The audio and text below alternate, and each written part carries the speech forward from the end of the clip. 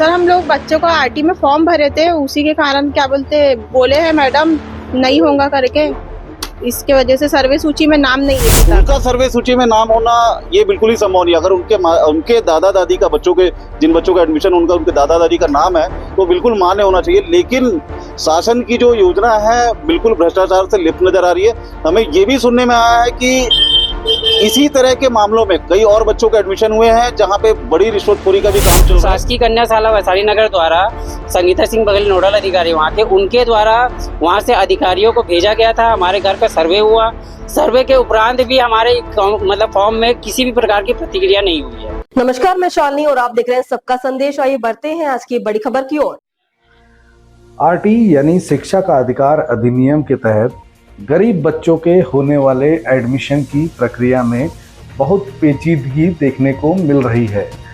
बच्चों के एडमिशन को लेकर पिता का नाम जनगणना सूची में होना अनिवार्य कर दिया गया है, जबकि जनगणना के दौरान बच्चे के पिता की उम्र 18 वर्ष से कम थी, जिसके चलते जनगणना सूची में बच्चे के दादा का नाम नहीं दिखाई दे रहा है, जिसके चलते कई बच्चों को अपात्र घोषित कर दिया गया है, जिसको लेकर अभिभावकों के साथ आज आम आदमी पार्टी के पदाधिकारी दुर्ग कलेक्टर से मिलने कलेक्ट्रेट पहुंचे।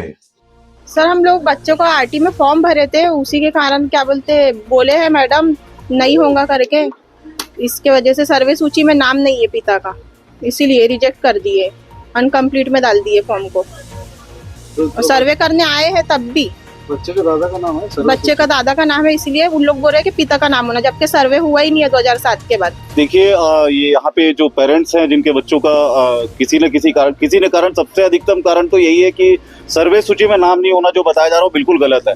क्योंकि जो माता पिता अभी अपने बच्चों के एडमिशन के लिए भटक रहे हैं, यहाँ अपने फॉर्म को उनका फॉर्म रिजेक्ट हो जा रहा है, वो तो 2007-8 में वो खुद ही बच्चे रहे होंगे, तो उनका सर्वे सूची में नाम होना ये बिल्कुल ही संभव नहीं। अगर उनके दादा दादी का जिन बच्चों का एडमिशन उनके दादा दादी का नाम है तो बिल्कुल मान्य होना चाहिए। लेकिन शासन की जो योजना है बिल्कुल भ्रष्टाचार से लिप्त नजर आ रही है। हमें ये भी सुनने में आया है कि इसी तरह के मामलों में कई और बच्चों के एडमिशन हुए हैं जहाँ पे बड़ी रिश्वतखोरी का भी काम चल रहा है। छत्तीसगढ़ की सरकार सिर्फ और सिर्फ भ्रष्टाचार करने में लिप्त है और यहाँ पे जो ये परिजन है अपने बच्चों के एडमिशन को लेकर इतना ज्यादा परेशान है कि उन्हें कौन सा रास्ता अपनाना पड़े उन्हें कुछ समझ में नहीं आ रहा। ये डीओ के पास भी चले गए, कलेक्टर जनदर्शन में भी इन्होंने आवेदन लगाया। आज पुनः फिर से ये सुबह लगभग 10 बजे से परेशान है, यहाँ पे अभी खड़े हैं। अब अभी कलेक्टर साहब से मुलाकात नहीं हुई है। और ये जो समस्या है छत्तीसगढ़ की नीयत दिखती है, छत्तीसगढ़ सरकार की नीयत दिखती है कि छत्तीसगढ़ सरकार यहाँ के लोगों को शिक्षा नहीं देना चाहती और शिक्षा से उनको बहुत ही ज्यादा नफरत है। इस बात से ये क्लियर है बिल्कुल। इस दौरान अभिभावकों ने वैशाली नगर क्षेत्र के नोडल अधिकारी संगीता बघेल के ऊपर भेदभाव करने का आरोप लगाते हुए बच्चों को लॉटरी में जानबूझकर शामिल नहीं करने जैसे गंभीर आरोप लगाए हैं। एडमिशन को लेकर क्या कुछ समस्या है? सर एडमिशन को लेकर समस्या है, हमने आवेदन डाला था आरटी के तहत अपने बच्चों का, जिसमें से कहते हमारे फॉर्म को उन्होंने रिजेक्ट कर दिया है 20/4/2025 को। हमने डीओ ऑफिस से भी मुलाकात करी, डीओ सर से, उनके द्वारा हमारे द्वारा उनको आवेदन भी दिया गया था, मगर वो हमारे आवेदन का कोई जवाब नहीं दिया। हमारे आवेदनों को इनकम्प्लीट कर दिया गया नोडल अधिकारी द्वारा। नोडल अधिकारी का नाम है संगीता सिंह बघेल, वैशाली नगर कन्या शाला। वो वहाँ के नोडल अधिकारी द्वारा भी हमने बात किया था, मगर उन्होंने कोई जवाब नहीं दिया। हमें सीधा कहते हमारे मतलब बातों को काटते हुए हमसे बात नहीं करती है, हमारे फ़ोन को काट देती है। उसके कारण हम कहते आवेदन लेकर डीओ ऑफिस गए, डीओ ऑफिस में भी हमारी सुनवाई नहीं हुई। हमारा जो आवेदन कटने का मेन मुख्य कारण ये है कि वो उसमें पिताजी का नाम उन्होंने मांगा है। बच्चे के पिताजी का नाम कैसे पॉसिबल है? बच्चे के दादा या दादी का नाम हो सकता है, मगर बच्चे के पिताजी का नाम बोलते वो जिस समय बच्चे के पिताजी का नाम बोल रहे सर्वे सूची में होना चाहिए राशन कार्ड के, उस समय बच्चे के पिताजी का उम्र 17-18 साल का उम्र था। तो 17-18 साल में क्या वो पॉसिबल है? क्या वो बिल्कुल पॉसिबल नहीं है। तो उस समय उन्होंने कहते हमारा जो आवेदन को इनकम्प्लीट किया है, तो उसका मुख्य कारण उन्होंने यही बताया है कि पिताजी का नाम सर्वे सूची में नहीं है। और 20 तारीख के इनकम्प्लीट आवेदनों को आज तक उन्होंने कहते इनकम्प्लीट ही रखा गया है। भाई हमें लॉटरी में कहते उपस्थित होने का मौका ही नहीं दिया उन्होंने।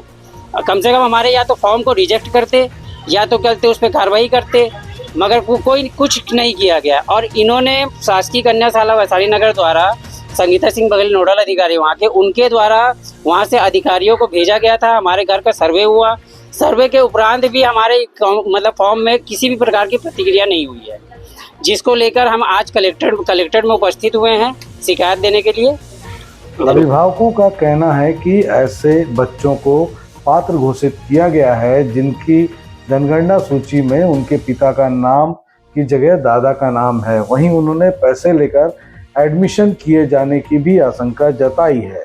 मैं आप लोगों को बताना चाहूँगा, जो शिक्षा का मौलिक अधिकार है उसमें ये मसला पूरा जो यहाँ पे चल रहा है छत्तीसगढ़ में, ये पूरा मसला जो है वो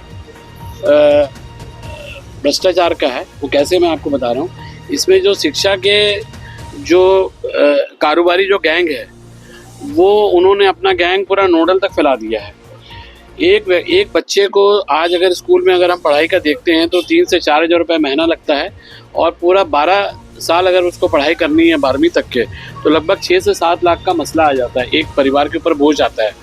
उसको लेकर 25% की जो छूट आरटी में दी जाती है, उसको अब इन्होंने जो शिक्षा के जो व्यापारी हैं जो इसमें लिप्त हैं, इसकी जांच का विषय है। बिलासपुर का प्रकरण में अभी जांच का आदेश निकल गया आज की तारीख पे। यहाँ पर भी इस तरीके के हमने 7 से 8 नोडल केंद्रों को चिन्हांकित किया है जिसमें कि अनियमितता पाई गई है। अब यहाँ पर जो अनियमितता साएं हो रही है उसके बारे में मैं आप लोगों को और मैं बता देता हूँ कि हम शुरुआत करते हैं आरटीई के पोर्टल से ही। राइट टू एजुकेशन का जो वेब पोर्टल है उसमें जो पात्रता में लिखा हुआ है कि जो उसमें आवेदक है, जो बच्चा जिसमें प्रवेश लेना है उसके जो माता पिता है उनका आपका अंत्योदय जो कार्ड होता है, गरीबी रेखा के नीचे का जो राशन कार्ड, वो मान्य होगा। क्योंकि उसके पिताजी का नाम उस कार्ड में तो आ सकता है लेकिन मुखिया कोई और होगा, उस कार्ड में क्लियर रहता है, तो वो सिद्ध हो जाता है कि वो बीपीएल के कैटेगरी में आता है। लेकिन अंत्योदय जो विभाग है आपका खाद्य विभाग ने इनको जिला शिक्षा अधिकारी को एक नोटिफिकेशन दिया है कि ये जो अंत्योदय कार्ड है इसको आरटीई के एजुकेशन के तहत में एक्सेप्ट ना किया जाए। तो जब अंत्योदय का कार्ड ही एक्सेप्ट नहीं होगा तो फिर आपकी सर्वे सूची में तो उसके दादा या नाना या नानी का नाम होगा। अब आखिरी बात मैं आपके बताना चाहता हूँ कि कुछ प्रकरण ऐसे हैं जिसमें दादा का नाम को देखते हुए प्रवेश भी दिया गया है, लेकिन भेदभाव यहीं से पता लगता है, जो मैंने अभी थोड़ी देर पहले आपको बोला कि कहीं ना कहीं इसमें करप्शन की बू आ रही है। एक उदाहरण है कि आरटी में एडमिशन उन्होंने दादा नाना के एडमिशन को दिया है और एक केस में दिया है कि उनको नहीं लिया है। पोर्टल में इन्होंने आम आदमी पार्टी ने 26 तारीख को आवेदन ये दे दिया था कि जिनके पिताजी का नाम उल्लेख नहीं है, उनके दादा का नाम उल्लेख है, तो नोडल ऑफिस से उनके स्थल का निरीक्षण हुआ। निरीक्षण में पाया गया कि वो पूरा परिवार एक साथ रहता है, बावजूद उसका पोर्टल में अपडेट नहीं किया गया। और 26 तारीख को आम आदमी पार्टी ने आवेदन दिया कि आपका पोर्टल में अपडेट नहीं है, उसको 30 तारीख तक निकाल दिया और लॉटरी में इनकम्प्लीट ही रहा और उस आवेदक का नाम लॉटरी में आया नहीं है। क्यों नहीं आया? आपने पोर्टल में आपको अपडेट करना चाहिए था। अभी कितने की संख्या में पीड़ित सामने आए? अभी तक हम लोगों को करीब 26 तारीख से करीब हमको 60 से 70 लोगों ने संपर्क किया है।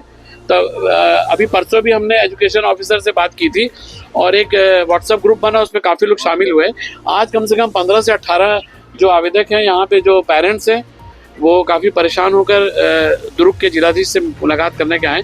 हमें उम्मीद है कि यहाँ के जो कलेक्टर महोदय जी हैं, अगर उन तक ये हमारा वीडियो आप लोगों का जा रहा होगा तो मैं निवेदन करता हूँ, हमारा डिमांड ये है कि अब जो सेकंड राउंड का होना है और ये जो राउंड हुआ है, उस राउंड में कम से कम जो हमने चिन्हांकित किए नोडल ऑफिसर्स को, उनके प्रवेश को उनकी लॉटरी सिस्टम पे रोक लगे, उनको होल्ड करें और दोबारा उस चीज़ को, पूरे प्रकरणों को गंभीरता से देखें।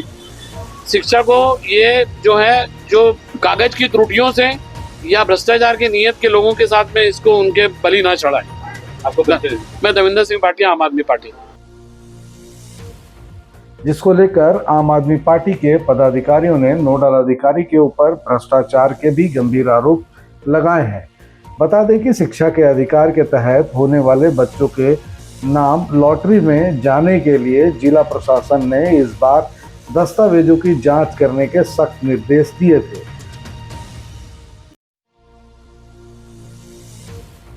यहाँ पर तो साफ सुथरा मामला भ्रष्टाचार का ही नजर आता है। आप सभी जानते हैं आरटी के तहत उन्हीं बच्चों का एडमिशन किया जाता है जो गरीब हैं, जो बीपीएल सूची में जिनका नाम दर्ज है। और इसमें भी जो जनगणना की सूची में बीपीएल और एक सामान्य क्रम में 2 वर्गों में बांट दिया गया है। बीपीएल क्रम में ये संशोधन किया गया है कि अगर जो किराएदार हैं वो कच्चे मकान खपरेल वाले घर में अगर रह रहे हैं तो उनके बच्चों का एडमिशन किया जाएगा, और जो ठीक ठाक घर के कंडीशन में रह रहे हैं उनके बच्चों का पात्र माना जा रहा है।